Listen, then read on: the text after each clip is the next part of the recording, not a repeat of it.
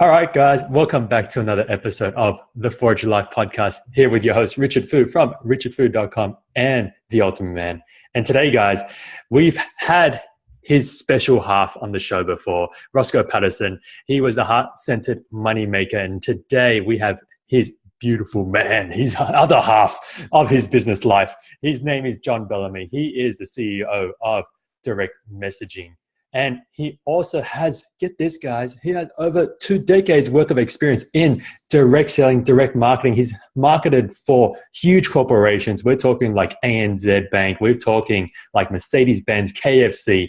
These are some of the companies he gets to work with to help them with their direct marketing game. If you're not in direct marketing, you need to be talking to this guy because I'm excited to have him on the show because I'm going to learn so much more. And I hope you get to take out a little bit more of that. But enough about me and more about John. Let's get him on the show. John, thank you for jumping onto the show, man. Thanks, Richard. Hey, guys. How is everyone? Good to have you. I think they're all going, yeah. Say yes. So, John, for the people who haven't heard about you and your stories before, I mean, tell us a bit more about yourself and how you actually got into the game of direct marketing. Yeah, cool. So, my background, my parents are both successful school teachers. They're now retired.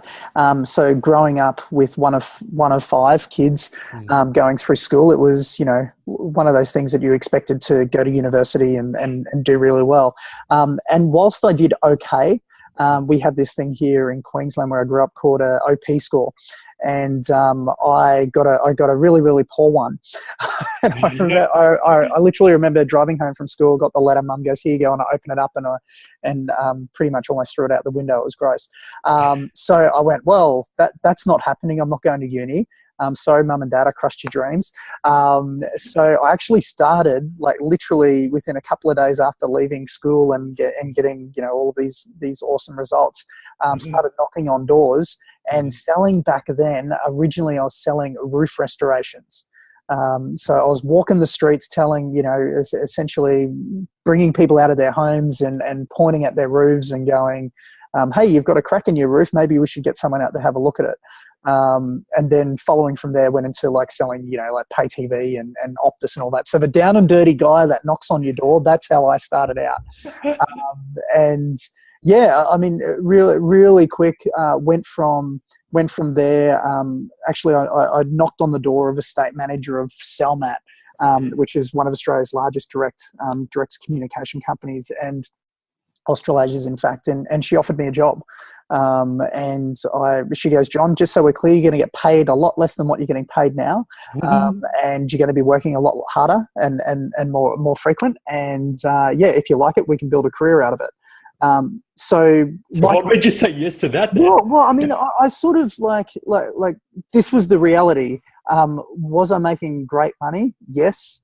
Was it cruisy? Yeah, you're working 3-4 hours a day, knocking on doors, talking crap to people, in an inspirational way.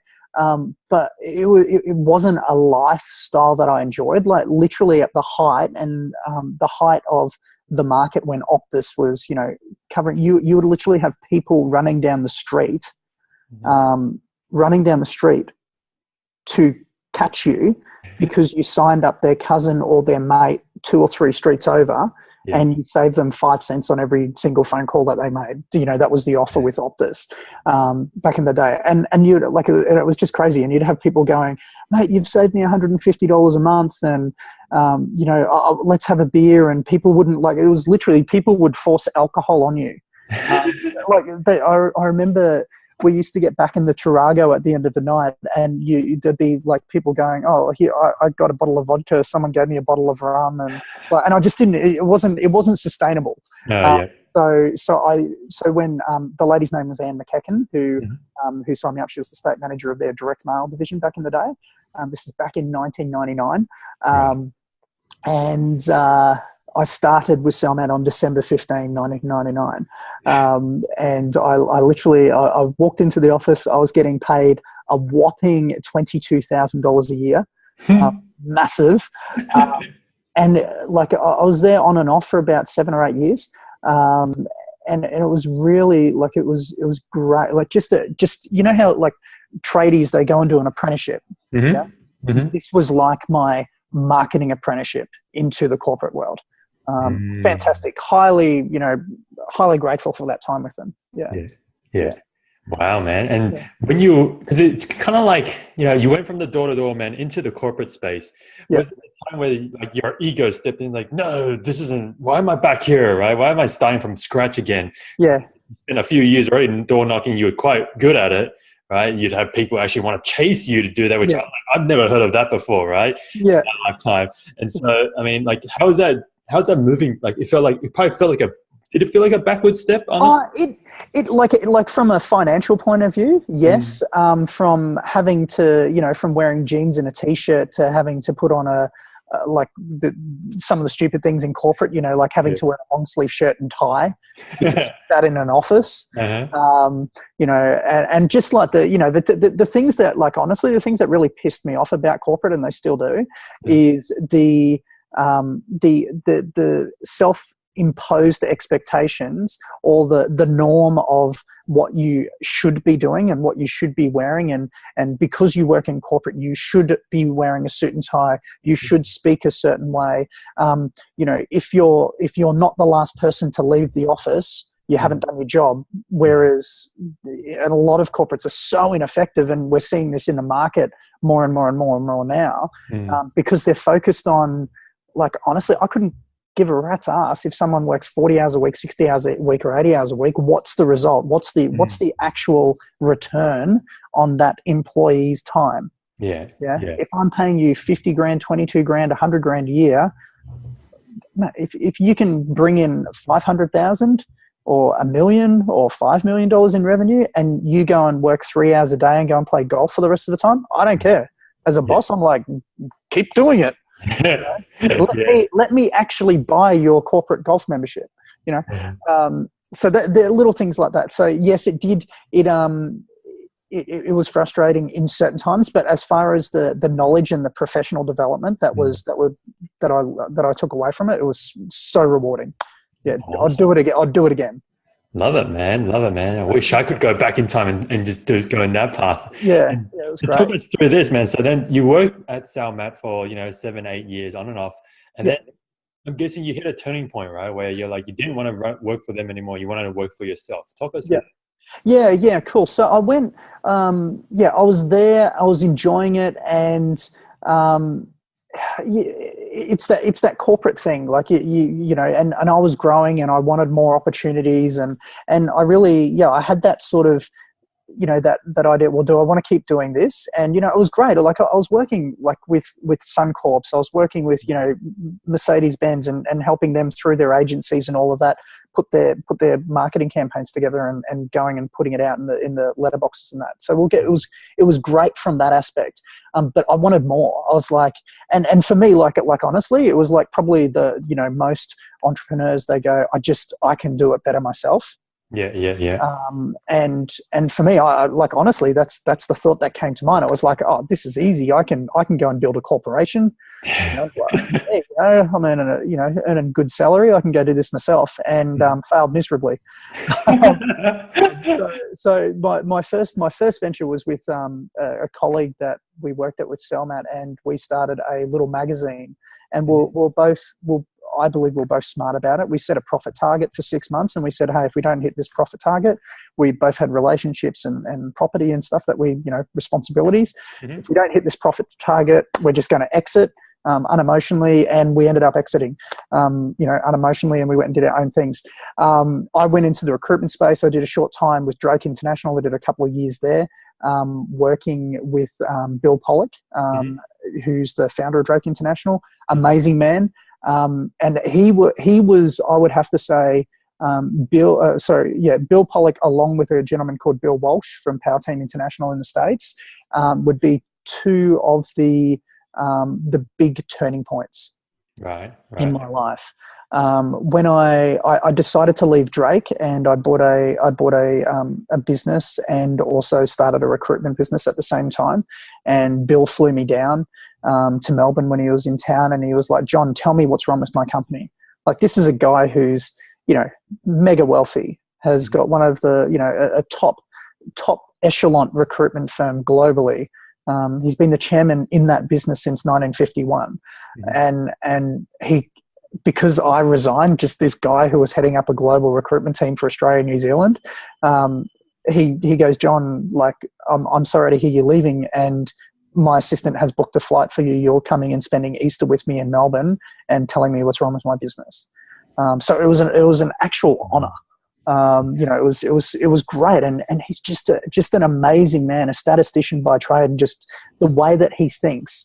And I was like, holy crap, I've got a lot to learn. Yeah. So when you were there in Easter, how did you break it down to him, man, that this is the reasons why? It was like, I was just straight to the point because I had nothing to lose. So I told him openly, and I'm just like, this is, I felt that, I wasn't being valued for the amount of time that I was putting in. And he totally agreed. And he's gone, but John, this is like, because he's a statistician, and he just knows his numbers. He was like, this is why I can't give you any more cash right now. I can give you 5 or 10 grand, but I can't give you, 50. And he literally, there was no emotion in the conversation from either party, which was great. And he literally just broke it down. He goes, great. So this is, these are the functions, these are the calculations for every single employee. So in your business unit, from a phone to a pen, to how much cups of tea you drink during a day, this is how much you actually cost me to employ you. And then here's my calculation, and this is what we need from a return point of view. So I get that you're tired. I get that you're working from 6 a.m. till midnight, working with, calls in South Africa and the UK and the States. And I get you need another team. Like, you probably need 5 or 6 people underneath you to help source candidates and do all that. But until we hit this point, and it was so far away, I can't give any further investment in there. It'd be like, as a businessman, it would be a stupid investment, and I like making money. Yeah. Wow. And I totally respected it. It was like, totally, it's a brand new light, right? It's the first time you probably understood deeply like how to actually run a business, right? Yeah. And I remember I asked him this question because I was a cheeky little bugger, and I'm like, so Bill, what's Drake worth? And he's like, and he's never had that question before in his life, obviously. And he said to me, and he's like, just paused, and he's like, John, he goes, it's a really good question.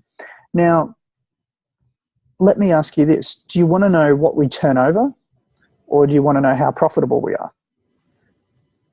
And he goes, because I can tell you that we are nowhere near the highest revenue producing recruitment company in the globe. We're miles behind a lot of the top players. But what I can tell you for a fact is that we're extremely profitable as a business. And you know what? And that's all I care about.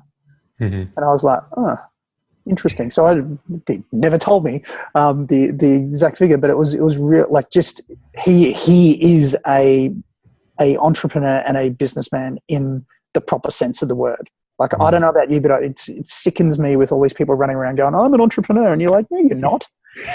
You're an aspiring, like, I'm an aspiring to be entrepreneur. Yeah? If Richard Branson won't call himself an entrepreneur, who the hell am I to say, well, I'm an entrepreneur? No, I'm doing my apprenticeship. It's a journey. Yeah. Anyway, I've gone off track. Yeah, I don't know what you mean. I don't like being associated with that word entrepreneur more, because it's like, it's not a stigma, but it's just I don't know what it is. It's a funny perception of it. But there's something interesting that you said here, John, that I want to pull out for the people listening here, especially if they're thinking of jumping into their own business. They're thinking of starting their own business.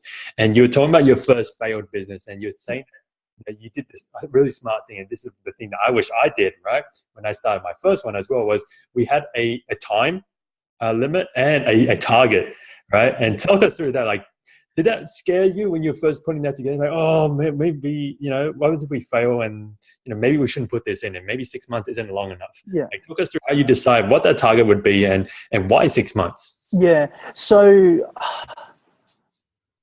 did it scare you and all of those types of things? Of course it does. I'm not going to say, oh no, it didn't. Of course it did.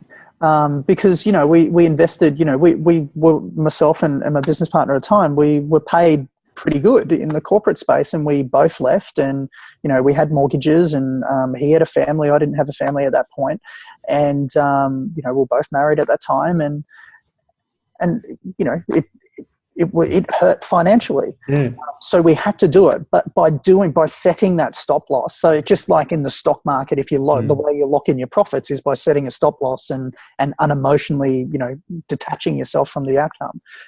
It was freeing. It was really good. Now that was the first business. I went and did that 3 other times where I was emotionally connected, and lost a lot of money because I didn't set a proper stop loss. Right. So and got separated and did all those wonderful things and lost a heap of coin. So for me, so we're clear, I am no expert. I'm still working it out, like everybody. But for me, the thing that if you're at that point where you're like, okay, I want to go into business, you need to be a realist. So a great book, if people haven't read, and I'm sure they all hear it, is Cash Flow Quadrant, where Robert Kiyosaki talks about, employee, self-employment, business owner, and investor. Most, so-called entrepreneurs are self-employed, people where honestly, if they had have stayed at as an employee, they would be worth a lot more than what they are nowadays. Yeah.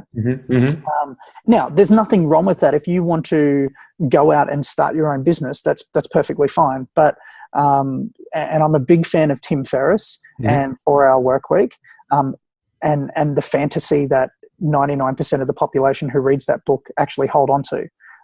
So from coaching and mentoring, like 98% of the time, if I go and ask somebody, what are you looking for in your business? They go, oh, I want to earn 2 to 250 grand and work 20 to 25 hours a week. And honestly, is that achievable? Yes, of course it is. Anyone can do that, but you've got to put your blood, sweat, and tears in on the upfront. Yeah. You've got to be committed to that. And if you want a lifestyle business, there's nothing wrong with that. But be honest with yourself and create that from day one, and be a realist that it might take you a little while to get there. Gotcha. And for most $1 million businesses take 5 to 7 years to hit $1 million, or a couple of $1 million in revenue. But people just assume that you go into business and someone writes you a check for $1 million. No, it doesn't work. Yeah. Wow, man. That's huge advice. And I love that you break it down, because so often it's, you see all these tech companies come up and say, oh, look at that, we just turned in a movie. So I get it and I understand it, but it's a freaking joke. Honestly, it's a joke that a business that has never made any revenue, never hit a profit, is losing money, is worth $1 billion. It's freaking ridiculous. It's almost like, hey, so I'm no Wall Street guru. But it's the market's the market though, and if that's what the market's going to value it at and all of that, congratulations. But it's a gamble. It's like literally going and, putting a lotto ticket in next week and, and becoming a millionaire overnight. Or a mega millionaire overnight. It's one in a gazillion chances. I come from the background of, you've got to, all you need to start a business is a headline and 3 bullet points. That's it. We started direct messaging, headline, 3 bullet points. We're now selling. I don't need anything else. Is that how direct messaging started for you? That's how direct messaging started. That's how my recruitment business started. That's how our mentoring business started. It was like, cool. We know that there's a niche in the market that's got a particular problem or challenge that we can help solve. Great. Let's put a headline and a couple of bullet points together and let's go sell. Because if we go and invest any more time or energy to try and create something, to conceptualize an idea that we think is amazing, but we've never physically gone out to the market and said, hey, do you think it's amazing as well? And more importantly, will you actually give me cash? Yes. I think that's huge. Now, give me cash now on the phone today. I want your credit card number. Are you committed?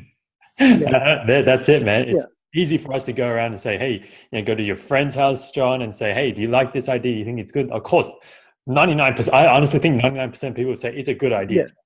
Now, unless your product or service is actually selling it to your friends, if they're the target audience, why the hell are you speaking to your friends about it? You know what I mean? Yeah, it's like, drives me insane. And so let's break it down here, John. I mean, it sounds like your recruiting business, your direct messaging business, you really started out just to test it out to see, does the market want this, and will people pay for it? And then let's go build it, right? As they come in, let's build it just before, like 1-2 steps ahead of where they're totally. And improve as you go. So like perfect example, direct messaging. So I've been using LinkedIn ever since I was in the corporate world. Ever since LinkedIn came out, I've been on there. Like most people, I went to networking functions, had business cards, and went, okay, well, I'll connect with people. Mm-hmm. Now what? Yeah. What do I do with it? And unfortunately, that's still, for the vast majority of people, they have no idea what to do with the platform. So I've been for years now talking and speaking about LinkedIn and marketing strategies and coupling direct response marketing off the back of that, and running training seminars and online work programs and that. And then we just got this idea from all of these people that we were speaking to, particularly professionals. They're like, yeah, but like I understand it. I've attended your 2-day course. I've done this, but I'm still not actually taking the actions. I'm still not implementing. Yeah. Mm-hmm. And that's the curse of most entrepreneurs out there, or startups or whatever, is that they fail to actually implement and take very consistent actions. Yes. So we went, okay, well, why don't we just, we're doing it. We know it works quite well. I wonder if people are willing to pay us, instead of a couple of $100 for a training program, I wonder if they're willing to, to put $5,000 to $10,000 on the table, and we'll just do it for them. And we'll just go and reach out and connect on their behalf and start sparking some conversations, so that, most of the professionals that we're speaking to, they're comfortable. If you've reached out and you've said, hey, I'm curious to know a bit more about how you can help me, they've got it nailed from taking it from there. Yeah. From reaching out, connecting, and just, nudging them and nurturing them along to spark the conversation, they're hopeless at that part. Yeah. So we went to market and we said, cool, so we're going to send 25 connection requests a day, and we're going to follow up with them on your behalf, and it's going to cost you X. Is this something that you're open to doing? Oh yeah, it sounds great. Cool. Can we have your credit card now? Let's get started. Mm-hmm. They went, okay, well, we'll give it a go. And then some went no. And we went, okay. And we just refined. And now we've got it to a point where, essentially what we offer is highly effective, inexpensive marketing solutions for time-poor business professionals. And, I was speaking in Melbourne just yesterday or the night before, 2 nights ago, and 30, 40 in the room, and just spoke to them about that. And they're just like, John, it's a no-brainer. Yeah, I mean, and it sounds like direct messaging is really just like the spark, right? You spark it off for the conversations, and then eventually, it's kind of like leading the cold traffic, if we could say this, right? The people who don't know much about you, don't really know you too deeply, and building them up, building up their connection, building up their relationship, so that they warm up to you, warm up to what you're doing, and then from there, potentially leads to a sale, right? Yeah, absolutely. It's so where we came up with the whole 25 connection requests a day and all that. It's crazy how much of an impact the likes of Bill Pollock and Bill Walsh had on my life. Bill Pollock, in this meeting that I had for him for a few days over Easter, he's like, I was like, what's the formula? Like, what's the golden nugget? How do I essentially get your success? Because we all want to know that, whether it's Tony Robbins, whether it's DeMartini, whether it's, Buffett, whoever it is that we aspire to be like, or wouldn't it be great to have that person's wealth or that person's influence or whatever it might be? Or even sports stars. I'd love to play golf like Adam Scott. What's the secret? And they've all got it, and it's daily consistent action. Not rocket science. It's all the most dumb and boring, simplest thing. And Bill Pollock, he's like, John, here's my formula. Are you ready for it? Do you think you can handle it? I'm like, lay it on me, Bill. and he goes, 25 CNIs. And I'm like, what the hell does that mean? And he goes, John, 25 call-in interviews. And that was his recruitment formula. He goes, if every single consultant recruitment consultant that Drake International, his company actually employs, if all they did Monday through Friday was to go and connect and reach out and connect with 25 people, so pick up the phone 25 times and actually communicate with 25 people, whether it's a prospective customer, whether it's interviewing a candidate for a job or to remarket into a business, if all they did was that consistently every day, they would bill massive dollars. It's as simple as that. And ever since that day, that's one of those actions that we've always instilled, and we've brought it over to the direct messaging business. So we're like, okay, so we're going to reach out on behalf of our customers. We're going to get a really finite target of who is an ideal customer for you, and we're going to reach out and send 25 connection requests every single day. Yeah. And then just follow up and communicate with them. And some of them might buy immediately. Some of them might buy in 3 months, 6 months time, 12 months, 2 years, whatever it might be. But because I only work with people who have got a high enough average dollar sale. So they've got to have an average dollar sale of like 5 to 10 grand. So when it's an easy solution for them, because if they go and get, one deal, they're covered. I've got a customer at the moment, within 3 months, they paid for 4 years of our fees.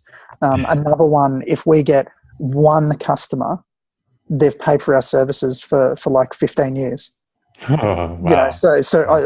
I want to work with those professionals who it is a no-brainer.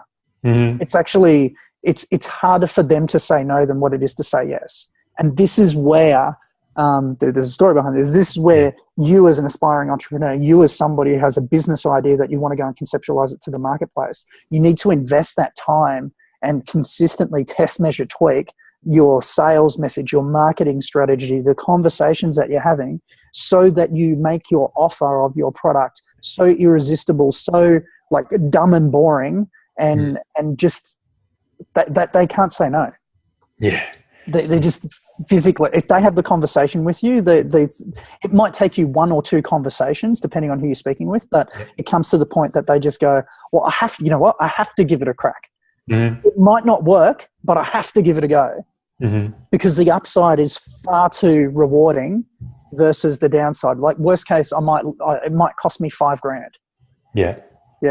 But if I do it and I get one customer, I'm going to at least break even, but I've built a solid database, or whatever the impact is. Wow. I love that, man. I love it. And I think something that we always touch upon that, well, in this conversation, that most people forget, especially with marketing, especially with sales, is the follow-up, right? And this is consistent, right? You tell me to do it, John. I'm like, all right, John, I'll go send out all these messages. And then we only send out one message, and I think that's done. And they didn't reply back. And I was talking to someone before about this. It's like, oh, they didn't like me, or they didn't like my approach. I know what you're talking about, and I love that you follow up. So what's the formula then for following up? How often do you think you should follow up if that person hasn't really engaged, or they're not that interested? Yeah, so I mean, so we're going, essentially what we're doing, if you like, from a LinkedIn perspective in direct messaging, is we're reaching out to cold contacts, turning them into a connection, and then, so there's still a cold connection. They've just said, yes, I'll accept. And then we're looking to build that conversation with them, so to communicate with them. So with like pretty much most of the customers that we run through, we do a 3-step connection process, where we'll reach out, connect, typically ask them a question or send them to an article which has a call to action on it, and then a follow-up piece from there. So from an on-platform LinkedIn point of view, we're speaking to their connections, worst case, at least monthly, from a nurturing perspective.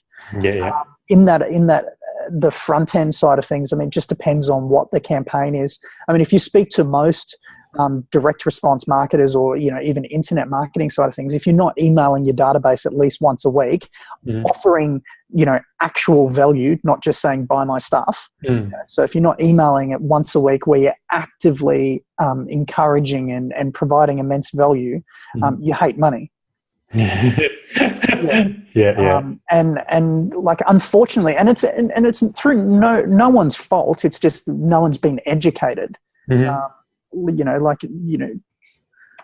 you can say it around, contraception. Mhm. If people weren't educated about what the contraception did, they would, the planet would be even more populated than what it is right now. And it's the same with marketing. If you're not educated on how to reach out and connect with people and add value, you're not going to do it. So most people are still in that, I'll send a quarterly newsletter through MailChimp that talks about 5 different things that offers no value to my marketplace and wonder why they're not buying. I mean, perfect example is a mortgage broker who on the first Tuesday of the month, when the RBA here in Australia go, interest rates are, dropping, staying the same or increasing, 20 minutes to an hour later, you've got, 15, maybe it's just me, you've got 15, 20 emails from different mortgage brokers with 2 lines that say, the RBA has kept the cash rate at, 5%. Yeah. And you go, I heard that like an hour ago. great. How is that valuable to me?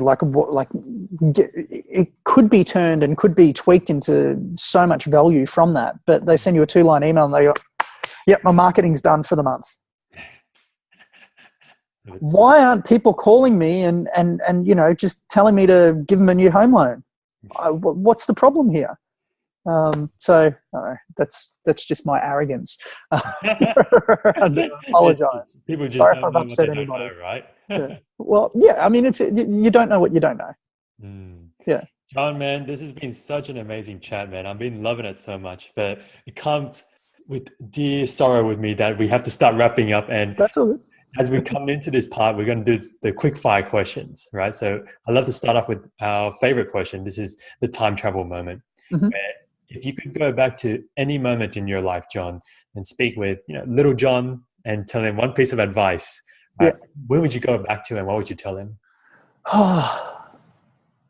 I'd probably go right back till I was 5, all the way back there, and it would just be hey, it's okay to be dumb and boring, just be. It's actually a good thing, and just take daily inspired actions. Just go, move. You've got to be in action now. Perfection is everybody's worst enemy. It's okay to send an email that's got a spelling error in it. It's fine. Just go. I love that advice, man.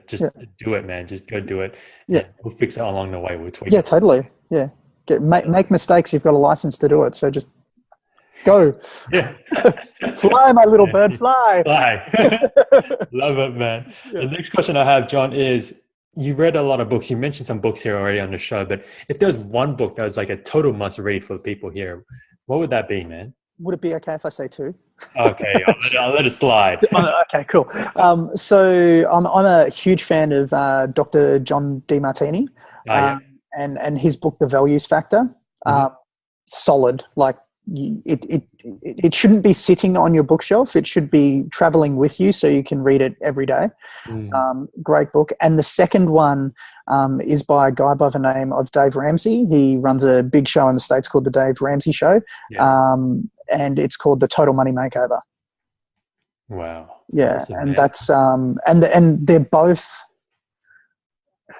what I love about them, they're both dumb and boring and simple. And it's, I'm just just show me what to do and I'll go do it. Wow. Yeah. Awesome, man. We'll add them into the show notes. Yeah. And there's this next question, John, I want to ask you. I always love this question. It's talking about the modern man, right? Because the modern world has, where they need us to be and then where the modern man is, I think there's a huge gap. Yeah. Because women are elevating up so high, so fast. Massively. It feels like we're being left behind. So if there's one thing men who are listening on this show right now need to start doing more of so that they can bridge that gap, what would that be, man? Stop being full of shit. Honestly, seriously, stop making the excuses. Stop trying to go, well, look how great I am, blah, blah, blah. No one cares that you drive a BMW. No one cares. Just if you want to, and just commit fully. If you want to be in business, make the decision and go for it. And if you fail, who gives a shit? You learned something and go again. And if you want to be an employee and, live that 40-hour week lifestyle and go home and spend time with your family and invest through your superannuation, all that. Go do it. Like, but decide, what do you actually want to do, and just commit to it. There's no right or wrong thing you can do, but stop. Like, for me, the biggest thing is, like, people are constantly asking for advice, but never putting it into action. Yes. Yeah. So if all they did was get inspired about whatever it is that drives them, business, health, wealth, love, whatever it is, but get inspired by that, and then just commit their life, every waking breath, every waking step that they take on the planet for the rest of time, every day, to just following that path. That's all they need to do. And they need to put their oxygen mask on first. Like, you know what? Yeah. What really pisses me off is when I hear, "Oh, I'm doing it for my kids," or "I'm doing it for my family." All of that's great, but unless you're doing it for yourself first, you're useless to everybody else. You've got to help you, because if you're dead, if you can't breathe, if you're overweight, if you're broke, if you don't fix you first, you can't fix anybody. So fix you, and then go and help the world. Yeah. I'll get off my high horse now. You're real power right there. Like a punch in the face through the screen. Yeah, like, just freaking, like, honestly, wake up. Yeah. Yeah. Love that, man. Yeah. And final question here, John, is, if you had 30 seconds left to live and you're surrounded by your family, your friends, your team, people that you've made a direct impact on through all your work, what's the final message you leave them with? Yeah, cool. So I would leave them with a couple of things. It'd be like, Bill Pollock is amazing. 25 CNIs. Keep it simple, like dumb and boring. Bill Walsh, his words to me were, "John, sometimes you need to change your environment." And I did. So, like, it's okay to leave people behind in your life. It's a reality. And the third thing is just, like, get inspired and take daily actions towards achieving what you actually want to achieve. Like, it's not life isn't hard. Yeah. It's actually really simple and easy. It's dumb and boring, isn't it? Yeah. Just go and, like, find out what you're passionate about, find out what inspires you, and just go do it. Yeah. It's all you need to do. Oh, amazing, John, man. Amazing, man.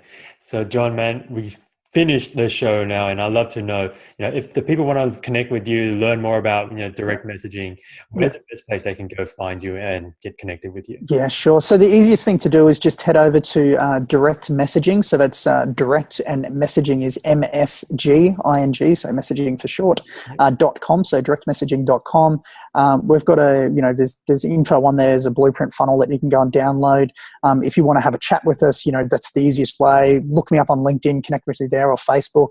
But yeah, directmessaging.com is where it's at. Amazing, John. And so this wraps up the show. And is there anything you want to add that we didn't get a chance to cover on the show? No, like, honestly, it's like, just move. Like, now is the time. Decide, get into it. Stop pussyfooting around and just go. Like, take action. Whatever it is, just do it.